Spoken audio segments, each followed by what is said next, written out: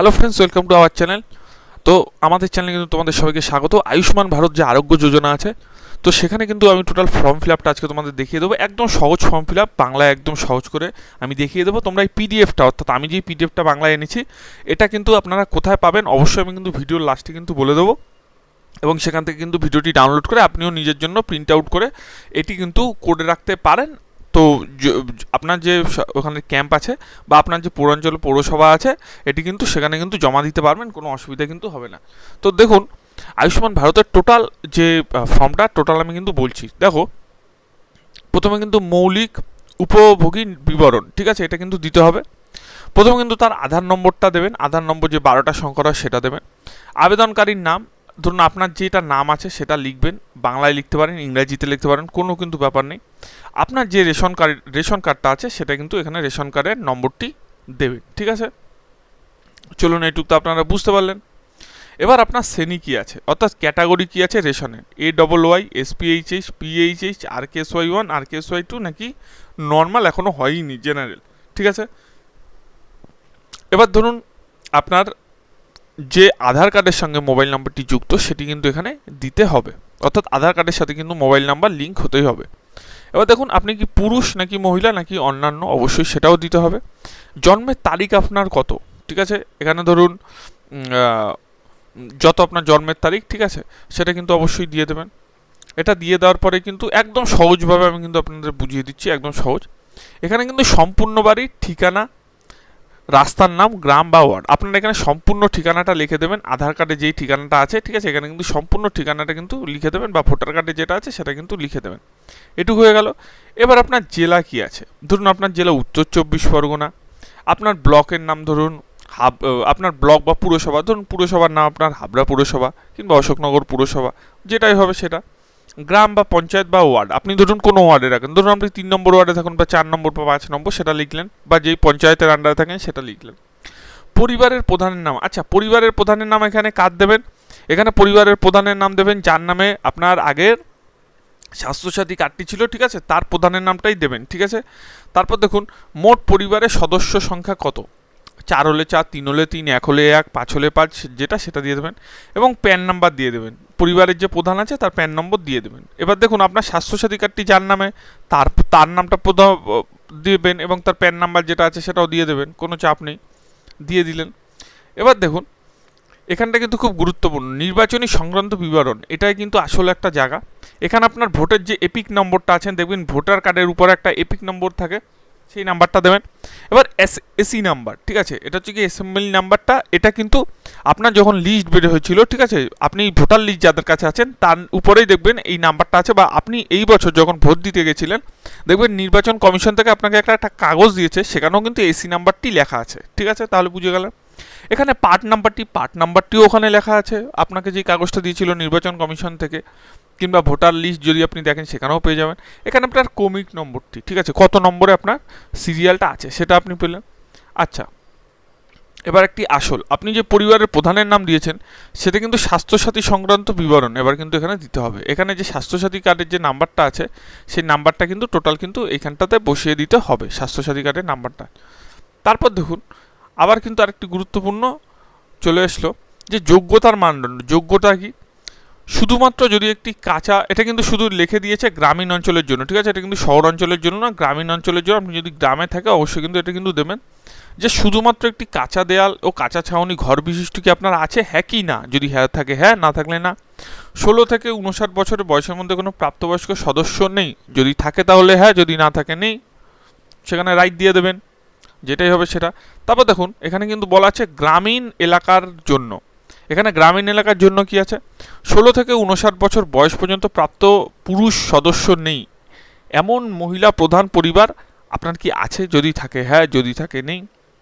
প্রতিবন্ধী সদস্য আছে এবং কর্মক্ষম কোনো প্রাপ্তবয়স্ক সদস্য নেই, সেটা যদি হ্যাঁ হয় হ্যাঁ, না থাকলে না। তপশিলি জাতি আপনার যদি পরিবার হয় তাহলে হ্যাঁ।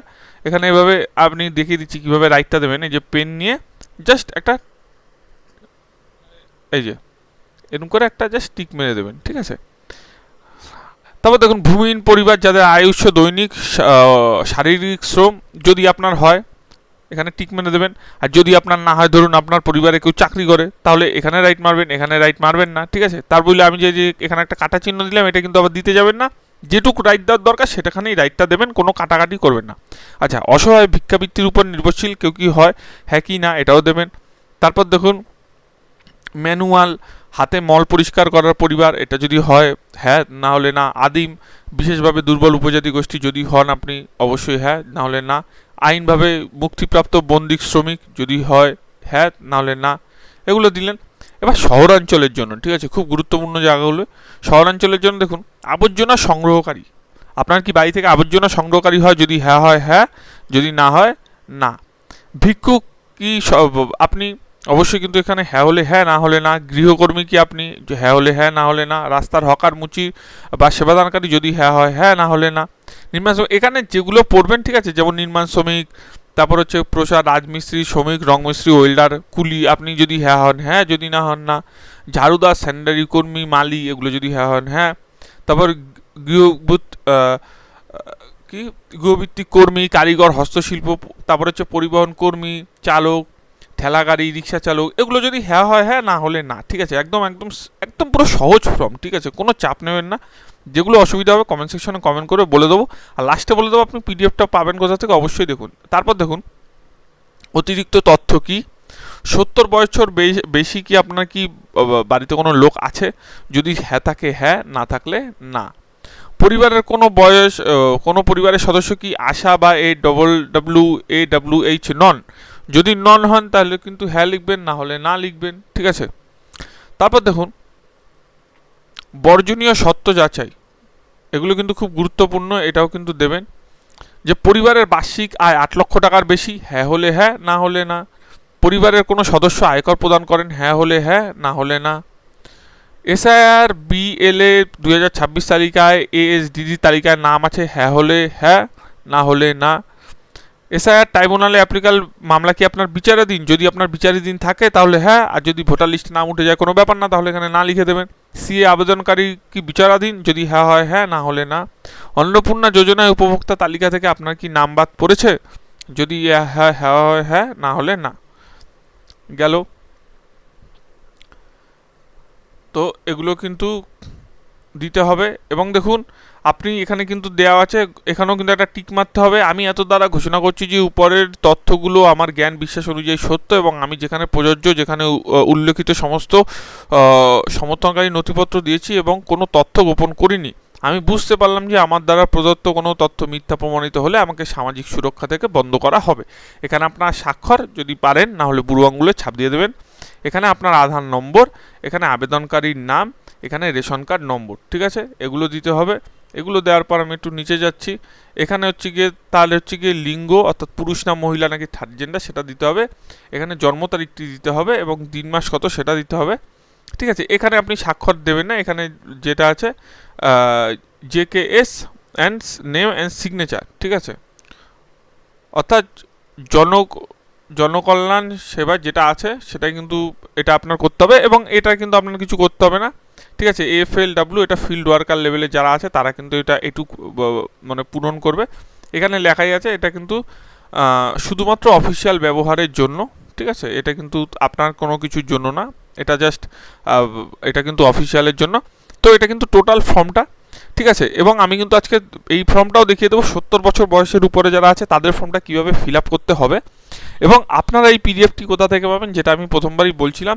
তো এটা কিন্তু আমার ডেসক্রিপশনের নিচে টেলিগ্রাম নম্বরটি আছে, টেলিগ্রাম চ্যানেল আছে, টেলিগ্রাম চ্যানেলে যুক্ত হয়ে যাবেন, তাহলে কিন্তু সম্পূর্ণ পিডিএফটি আপনি কিন্তু পেয়ে যাবেন পুরোপুরি টেলিগ্রাম চ্যানেলে। তো অবশ্যই আপনাকে টেলিগ্রাম চ্যানেল আমাদের জয়েন করতে হবে, আর টেলিগ্রাম চ্যানেলের নাম কিন্তু হ্যালো সৈকত। তো নিচের কিন্তু আমার ডেসক্রিপশনে টেলিগ্রাম লিঙ্ক থাকবে, অতি অবশ্যই জয়েন হয়ে যাবেন পিডিএফটি পেতে।